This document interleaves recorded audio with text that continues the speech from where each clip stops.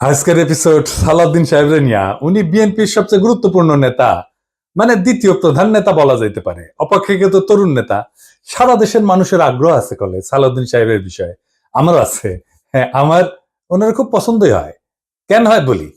প্রথমত, উনি দারুণ সুদর্শন একজন মানুষ। বাংলাদেশের পলিটিশিয়ানদের মধ্যে এমন সুদর্শন আর কেউ আছে কিনা আমার জানা নাই। পলিটিশিয়ানদের বাদ দেন, বাংলাদেশের নাগরিকদের মধ্যে এরকম সুদর্শন পুরুষ খুব কমই পাওয়া যাবে। ওনার বয়স মনে হয় 62-63 এরকম হবে, কিন্তু দারুণ রিজু একহারা ফিগার, দারুণ ফ্যাশন সচেতন। পাঞ্জাবির উপরে যে কোটিটা পরেন না, সেটা খুব এক্সক্লুসিভ করে, মনে হয় উনি ডিজাইন করেছেন, আর কোথাও দেখবেন না, নিজে ডিজাইন করেছেন। আমি শিওর ভবিষ্যতে সালাউদ্দিন কোটি হিসেবে এটা পরিচিতি পাইতে পারে। এগুলো তো গেল প্রশংসার দিক। উনি রূপালী পর্দার সেলিব্রিটি হইলে এই কথাগুলো এনাফ ছিল, কিন্তু উনি রাজনীতিবিদ, বাংলাদেশের প্রধান দলের বলা যায় দ্বিতীয় প্রধান রাজনৈতিক ব্যক্তি। তাই উনার যে কোনো আচরণ, যে কোনো ইতিহাস আমরা একদম মাইক্রোস্কোপের নিচে ফেলায় দেখব। আমরা উনার সাম্প্রতিক ঔদ্ধত্য নিয়ে শুরু করতে পারি। দেখেন, একটু লক্ষ্য করেন, সিনিয়রদের প্রতি ওনার ন্যূনতম একটা সম্মানবোধ নাই। এখনই যেন দলের মহা কিছু হয়ে গেছে, মঈন খানকে বক্তব্য দিতে থামাই দিল। পদত্যাগের ব্যাপারে আমরা লিখিত বক্তব্যে জানিয়েছি, আগেও জানিয়েছি। নিরাপত্তা উপদেষ্টা এবং আর দুইজন ছাত্র উপদেষ্টা যাদের কারণ আগেও জানিয়েছি।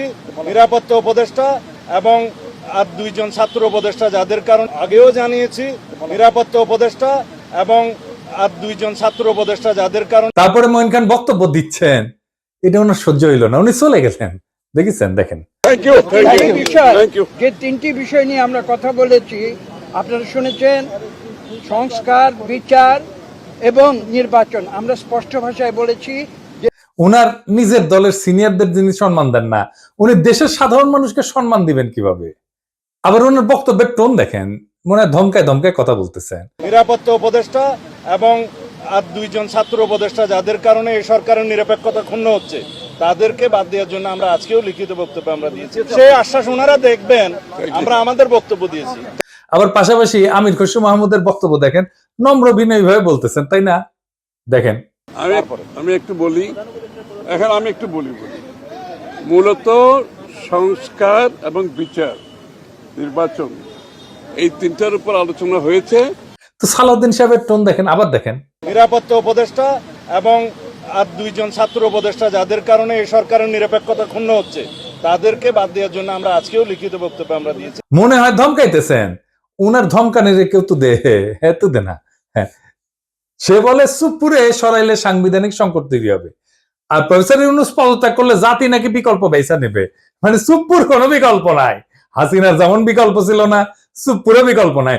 যাই হোক, এটা আওয়ামী লীগ বললে তো মানা যাইতো, এটা বিএনপি বলে যে চুপপুর কোনো বিকল্প নাই।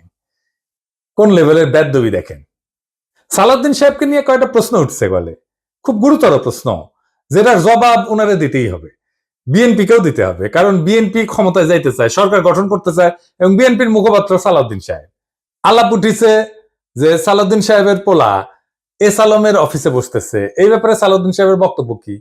এস আলমের সাথে সালাউদ্দিন সাহেবের সম্পর্ক কি? এটা না একটা ব্যাখ্যা দেশবাসী জানতে চাইতে পারে। সারা দেশে একটা ধারণা প্রবল, সালাউদ্দিন সাহেব শেখ হাসিনার ক্যাশিয়ার, দুর্বৃত্ত অলিগার্ক এস আলমকে, তার বাণিজ্যিক সাম্রাজ্যকে প্রোটেকশন দিতেছেন। সালাউদ্দিন সাহেবের স্পষ্ট বক্তব্য দেওয়া উচিত, বিএনপির স্পষ্ট বক্তব্য দেওয়া উচিত।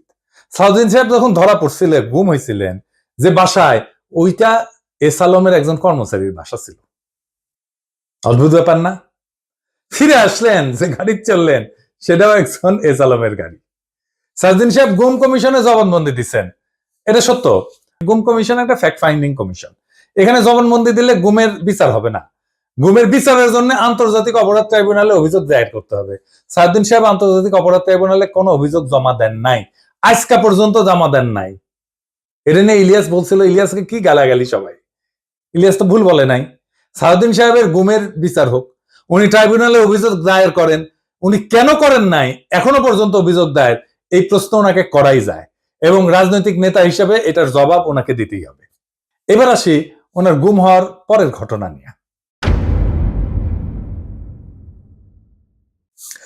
ওনার গুমের বিষয় নিয়ে প্রশ্ন তুললে ইলিয়াস, তাসনিম খানের লিখছে, বিএনপি নেতা সালাউদ্দিন আহমেদ র্যাবের হাতে বলপূর্বক অন্তর্ধানের শিকার হয়েছিলেন, ব্র্যাকেটে গুম। বিএসএফ এর মাধ্যমে তাকে বর্ডার ক্রস করায় Indian national investigation agency NIA এর হাতে তুলে দেওয়া হয়। বাংলাদেশ এবং ইন্ডিয়ান রাষ্ট্রীয় বাহিনীর হাতে বলপূর্বক অন্তর্ধান এবং এক্সট্রাঅর্ডিনারি রেন্ডিশনের একজন সার্ভাইভারকে নিয়ে যারা কুৎসিত প্রপাগান্ডা করছো, তাদের উপরে মজলুমের লানত। হ্যাঁ, ঠেলায় পড়লে নাকি বাঘে ধান খায়। আর পার্সিকুলার তাসনিম খলিল ঠেলায় পড়লে ইসলামী ভোকাবুলারি ইউজ করে, লানত ইউজ করেছে। যার জন্য ইউজ করেছে তারে ধন্যবাদ। ইলিয়াসের কারণে হাজার হোক, লানত শব্দটা তো ইউজ করেছে। সাউদ্দিন সাহেবের গুমের বিষয়ে আমরা সবসময় কথা বলছি, সবাই, ইলিয়াসও বলছে, সবসময় ওনার পক্ষে দাঁড়াইছে, ইলিয়াসও দাঁড়াইছে। আমাদের সকলের সহমর্মিতা আছে, সমবেদনা আছে। কিন্তু গুম পরবর্তী সময় ওনার কিছু কাজকর্ম প্রশ্নের উদ্বেগ করছে, যার জবাব ওনাকে দিতে হবে, কারণ উনি পলিটিশিয়ান। যাই হোক, উনি গুম হয়েছেন, এটার কারণে ওনাকে কোনো ইনডেমনিটি দেওয়া তো সম্ভব না। সম্ভব না। যাই হোক, এই প্রসঙ্গে বিস্তারিত না যে আমরা সালাউদ্দিন সাহেব গুমের পরে কেমন মজলুমের জীবন কাটাইছেন সেটা একটু দেখি। এটা শিলং এর সানরাইজ গেস্ট হাউস। ওইখানে সালাউদ্দিন সাহেব ছিলেন, হ্যাঁ, পুরো সময়টাই। রিভিউ ভালো, ভালো প্রপার্টি, মাশাআল্লাহ। শিলং এ কেউ বেড়াইতে যেতে চাইলে থাকতে পারেন। দেখেছেন, দেখেন কি সুন্দর জায়গাপত্র, দেখেছেন। এখানে সব ব্যবস্থা ভালো। ভিতরে যেখানে সালাউদ্দিন সাহেব দর্শনার্থীদের লুঙ্গি পরে দেখা দিতেন, সেটার ছবিও আছে, মিলাই দেখে নিয়েন। অতি আনন্দময় সফরের নিশ্চয়তা দিলাম, বিফলে মূল্য ফেরত দেওয়া হবে। আমরা কলে এই সানরাইজ গেস্ট হাউস কোনো পয়সা করে দেয় নাই বিজ্ঞাপনের জন্য, ফ্রি করলাম আর কি। পরিবেশটা সুন্দর না, কোনো হইচই আছে?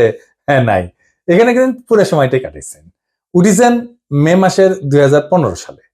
তার 2 মাস পরে ডেইলি স্টার এই রিপোর্টটা ছাপে, তিনি কেমন আছেন। এটা একটা বিলাসবহুল গেস্ট হাউস, রিপোর্টেই কইছে। 4টা বেডরুম, উনি 2টা রুম ভাড়া নিছিলেন, কিন্তু থাকতেন একাই। দেখেন রিপোর্টে বলা আছে, অন্তত এই রিপোর্টে তাই বলতেছে। কিচেন আছে, খুব চমৎকার ড্রয়িং রুম আছে, ফায়ার প্লেস আছে, সবুজ লন আছে, পিসের সবুজ লন, এটা দেখে দেন। এইটা সে লাইব্রেরি আছে, বার আছে, তাতে মধ্যজাতীয় পানীয় আছে। ভালো। সাদিন সাহেব একা খেলেন, হাঙ্কার এনে দিয়েছে, খাবেন না, কিছু করলাম নাহিনি। তাইলে সাদিন সাহেব একটা কথা কই, যে সত্যেন্দ্রনাথ দত্ত আছে না, ওনার মদিরা মঙ্গল নামে একটা প্যারোডি আছে। ওই যে ডিএল রায়ের বঙ্গ আমার জননী, আমার ধাত্রী, আমার দেশ, একটা গান আছে না, ওইটা দিয়ে এটা একটা প্যারোডি বানিয়েছিলেন, মদিরা মঙ্গল।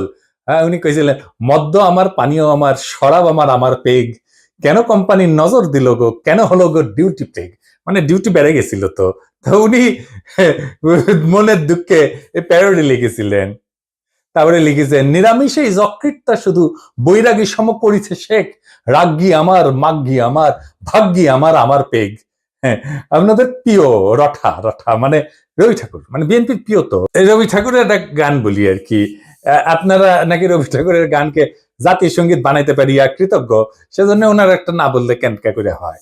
মানে চিরকুমার সভা এটা লেখা আছে, ওরা অক্ষয় বলে একজন চরিত্র আছে, ওই গাইতেছে। ওই গাইছে কি জানেন, অভয় দাও তো বলি আমার উইস্কি, মানে ইচ্ছা, অভয় দাও তো বলি আমার উইস্কি, 100 টাকা সোডার জলে বাকি 3 পোয়া হুইস্কি। হ্যাঁ, আমাকে না একবার খাওয়ায় না সালাউদ্দিন সাহেব, 100 টাকা সোডার জলে বাকি 3 পোয়া হুইস্কি খাওয়ায়। এটা আমার উইশ থাকলো আপনার কাছে।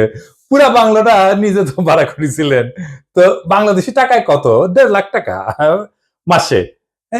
আবার একজন পার্সোনাল অ্যাসিস্ট্যান্ট ছিল, ম্যানেজার ছিল, 2জন কেয়ারটেকার ছিল, 2জন মালি ছিল। একটা হাইলি সিকিউর্ড এরিয়া, কাছেই এয়ারফোর্সের অফিস। আর কয়া হয়েছে একটা গোয়েন্দা সংস্থার অফিস, আমরা ধারণা করি এটা রয়ের অফিস। কে রাখলো ওখানে ওনাকে? উনি অনুপ্রবেশের দায় গ্রেপ্তার হয়েছিলেন। উনি তো চাকরি করতেন না ইন্ডিয়াতে, উনি ইন্ডিয়াতে রাজনৈতিক আশ্রয় পান নাই। ওনার এই সুপার ফ্যাবুলাস লাইফস্টাইলের টাকা কে দিছে? টাকা কে দিছে? উনি আয় করেন নাই, তাহলে টাকা কি বাংলাদেশ থেকে পাঠানো হয়েছে হুন্ডি করিয়া? হুন্ডি আপনি করতে পারেন, এটা অর্থ পাচার না? এইগুলো লেজিট এবং বৈধ প্রশ্ন। আপনারা বলতে হবে টাকাটা কে দিছিল, কেঙ্কা করে গেছিল। এইবার একটা চমক, বিশাল চমক। সিট বেল্ট বাইন্ধে নেন, যা দেখবেন তাতে অজ্ঞান হয়ে পড়ে যেতে পারেন সিট থেকে। কি সেই চমক?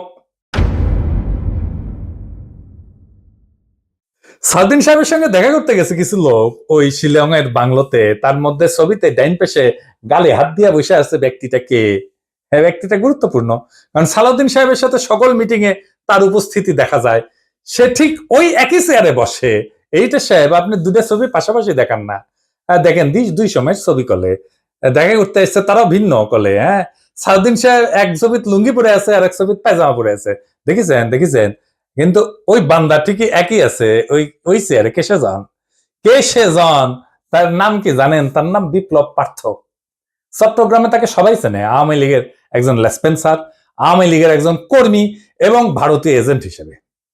আওয়ামী লীগের 15 বছর পুরোটা সময় দাপটের সাথে জীবনযাপন করে গেছেন। ছিলেন চট্টগ্রাম মহানগর আওয়ামী লীগের সাধারণ সম্পাদক আজম নাসির উদ্দিনের অন্যতম ডাইন হাত। আজম নাসিরের অনলাইন একটা পোর্টাল ছিল, তার নাম ছিল জয় নিউজ। জয় নিউজের সাংবাদিক হিসেবে দীর্ঘদিন কাজ করেছিল এই বিপ্লব পার্থ, মাশাআল্লাহ। কিন্তু এইসব পরিচয়ের বাইরেও তার একটা বড় পরিচয় আছে। বিপ্লব পার্থর মূল পরিচয়, সে ইসকনের চট্টগ্রাম বিভাগের মিডিয়া সেলের সমন্বয়ক। হ্যাঁ, সমন্বয়ক না, সমন্বয়ক। হ্যাঁ, এটা আবার গৌরবে ফেসবুকে ঘোষণা দিয়ে প্রচার করেছিল সে। চট্টগ্রামে চিন্ময় ইস্যুতে সবচেয়ে বেশি যে লোকটা সক্রিয়, সেটা হইতেছে বিপ্লব পার্থ। দেখেছেন মিছিলে, দেখেছেন আজম নাসিরকে দ্বিতীয়বার চট্টগ্রাম সিটি কর্পোরেশনের মেয়র নির্বাচনের জন্য মনোনয়ন পাওয়া দেওয়ার জন্য ওই নাকি অমিত শাহর কাছে নিয়ে গেছিল আজম নাসিরকে। আওয়ামী লীগ সরকারের আমলে বিপ্লব নাকি 60 বারের বেশি ইন্ডিয়া সফর করেছে, গর্ব করে কইতো, সব জায়গায় প্রচার করতো। আর এই সমস্ত সফরের নাকি বেশিরভাগই ছিল সরকারি সফর। তার পাসপোর্ট যাচাই করা হোক, তার প্রমাণ মিলবে। ইমিগ্রেশনে খোঁজ নেন, দেখেন কয়বার গেছিল। এটা পুলিশের কাজ, গোয়েন্দা সংস্থার কাজ। কেন একজন ব্যক্তি এতবার ভারত সফরে গেল, সেটা নিশ্চয়ই কারণ আছে। অনুসন্ধান করে এই রহস্য উদ্ধার করা হোক। এতদিন আওয়ামী লীগ হইলেও, এত সাজলেও আওয়ামী লীগ সাজলেও, 5ই আগস্টের পর হঠাৎ কইরা রূপ বদল করে বিএনপি হয়ে গেছে। সব প্রোগ্রামে যায় বিএনপি। একসময় সাংবাদিকতা করলে এখন পুরোপুরি বেকার করে এবং কাজ করে না। তো শোনা যায় আর কি যে ওক নাকি রয় ঢুকাইছে বিএনপির মধ্যে এবং বিএনপির সমস্ত তথ্য ভারতে পাচার করার জন্য। এমন একজন বিতর্কিত সেন্সিটিভ লোক ফ্যাসিবাদী সরকারের সময় কয়েকবার দেখা করছে সালাউদ্দিন সাহেবের সাথে। কি কারণে? সালাউদ্দিন সাহেবকে তো কইতে হবে কেন সে সব মিটিং এ থাকে। 5ই আগস্টের পর বিপ্লব পার্থ শেল্টার হইতেছে, গডফাদার হইতেছে বিএনপির আরেক স্থায়ী কমিটির সদস্য আমির খসরু মাহমুদ চৌধুরী। দেখেন ওর সাথে, দেখেন খালি ঘুরে বেড়ায়। স্বীকৃত, এটা প্রকাশ্য এবং স্বীকৃত। অথচ গত 15 বছরে ছাত্র দল এবং যুব দল করা হিন্দু সম্প্রদায়ের প্রচুর লোক আছে চট্টগ্রামে, তারা কাছে ভিড়তে পারে না আমির খসরু মাহমুদের। তাদেরকে বাদ দিয়া লীগের দালাল ভারতীয় এজেন্ট বিপ্লবকে জন্মাষ্টমীর নাম দিয়া চট্টগ্রামের রাজনীতিতে থিতু করার চেষ্টায় মরিয়া খসরু এবং সালাউদ্দিন চক্র। ছবিতে দেখেন বিপ্লব পার্থ মোদির সাথে ছবি, দেখেছেন? মোদির সাথেও ছবি, সালাউদ্দিনের সাথেও ছবি, ইসকনের চিন্ময়ের সাথে ছবি, ইন্ডিয়ান হাই কমিশনের সাথে চট্টগ্রামের বিভিন্ন ইভেন্টের ছবি। এবার বুঝেছেন তো আমির খসরু কেন অমিত শাহের সামনে জুলকাপ্পর নাম করতে যায়?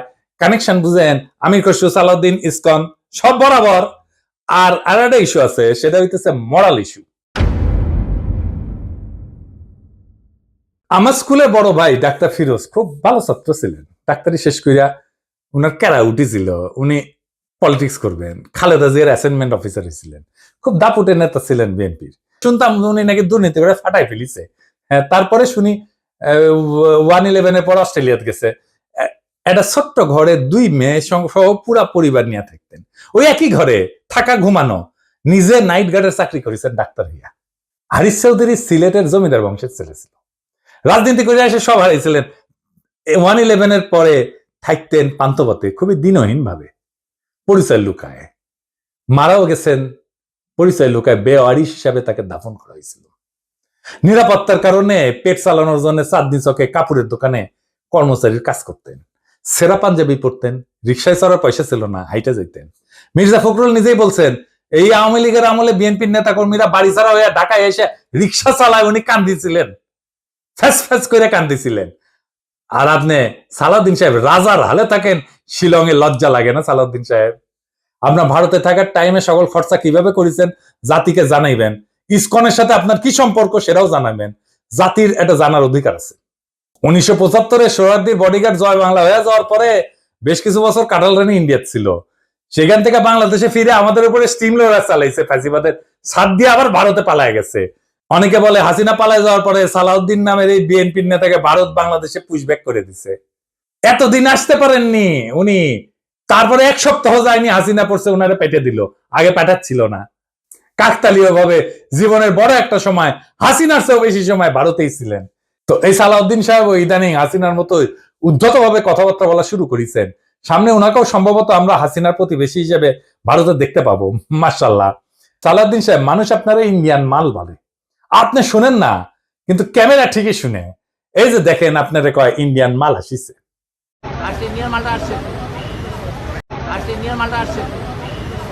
একজন নেতার চেহারা, পোশাক, স্টাইল, ফ্যাশন এ সমস্ত ইতিহাসের পাতায় জায়গা করে নেয় না। ইতিহাস মনে রাখে নেতৃত্বের সততা, আত্মত্যাগের পরিমাণ, আর সেই নেতার অবস্থান দুর্দিনে কোথায় ছিল। সালাউদ্দিন আহমেদ নিঃসন্দেহে গুমের শিকার হয়েছিলেন। সেই সময় দেশবাসী তার জন্য কাঁদছে। কিন্তু একজন মজলুম যখন বিলাসের চাদরে নিজেকে মুড়ায় ফেলেন, যখন নিজের গুমের বিচার আন্তর্জাতিকভাবে দাবি না কইরা তার রাজনৈতিক মূলধন বানায় ফেলেন, তখন প্রশ্ন ওঠেই। এবং এই প্রশ্ন তার ব্যক্তিগত না, সমগ্র বিরোধী দলের নৈতিক ভিত্তির উপরে আঘাত আনে। বিএনপিকেও বুঝতে হবে, সরকার বদলানোই রাজনীতি না। আদর্শ, ত্যাগ এবং গণমানুষের বিশ্বাস অর্জনই রাজনীতির মূল সোপান। আর সেই বিশ্বাস অর্জনের পথে সবচেয়ে বড় বাধা যদি হয় নিজের দলে থাকা সদ্য ভুক্তভোগী, ছায়া সুবিধাভোগী কিংবা একবিংশ শতকের গেস্ট হাউস রেভলিউশনারি, তাহলে শাসক পরিবর্তন হইলেও শাসন ব্যবস্থা বদলায় না। সালাউদ্দিন সাহেব, আপনি যদি সত্যি গণতন্ত্র চান, তাহলে সাংবাদিকের ধমকানো বন্ধ করেন, দলের সিনিয়রদের সম্মান করেন, জাতীয় ঐক্যের প্রতীক প্রফেসর ইউনূসকে তার যোগ্য সম্মান দেন, সম্মান নিয়ে কথা বলেন। আমরা চাইলে আর একটা প্রফেসর ইউনূসের মতো ফিগার পাবো না। চাইলে বটতলার উকিল হাজারো চুপ্পু পাওয়া যাবে। এস আলমের ছায়া থেকে বেড়ায় আসেন। আর সাহস থাকলে আন্তর্জাতিক অপরাধ ট্রাইব্যুনালে গিয়া বলেন, আমি গুম হয়েছিলাম, বিচার চাই। কারণ মানুষ আর একজন হাসিনা খুঁজতেছে না, তারা খুঁজতেছে এমন একজন নেতা যে প্রহসনের মুখোশ পইরা ট্র্যাজেডিকে উপহাস করে না। মানুষ ইতিহাসের পুনরাবৃত্তি চায় না, তারা ইতিহাস বদলাইতে চায়। তাই সিদ্ধান্ত আপনার সালাউদ্দিন সাহেব, আপনি ইতিহাস হবেন না আর একটা ব্যঙ্গাত্মক পুনরাবৃত্তি হবেন। আপনি বিশাল নেতা, আমরা অতি ক্ষুদ্র পিঁপড়া, কিন্তু মহাকালে যখন আমরা কেউই থাকবো না, সেই সময় এই ভিডিও থাকবে, প্রশ্নগুলো থাকবে, ইতিহাস জানবে। কেউ কেউ প্রশ্ন জারি রাখছিল, কেউ কেউ সবকিছু মেনে নেয় নাই। এভাবে জাতি চ্যালেঞ্জ করবে সেই দলটাকে যারা আগামী সরকার গঠন করতে চায় একটা রক্তাক্ত বিপ্লবের পরে, যে বিপ্লবের আকাঙ্ক্ষা ছিল ভারতীয় আধিপত্যবাদ মুক্ত একটা দেশ। সেই দেশে যদি আবারও কারো ছায়ায় আসে সেই পুরনো ভারতীয় শকুন, সেই দলকে, সেই ব্যক্তিকে রুখে দেওয়া প্রত্যেক দেশপ্রেমিক বাংলাদেশের কর্তব্য। ইনকিলাব জিন্দাবাদ।